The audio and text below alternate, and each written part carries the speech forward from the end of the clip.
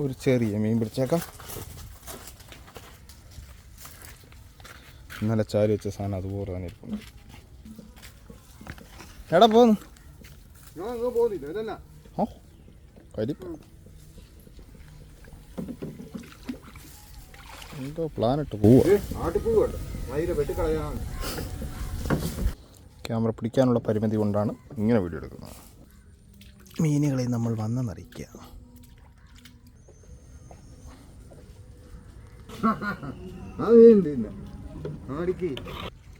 എല്ലാം കിട്ടുന്നുണ്ടോ?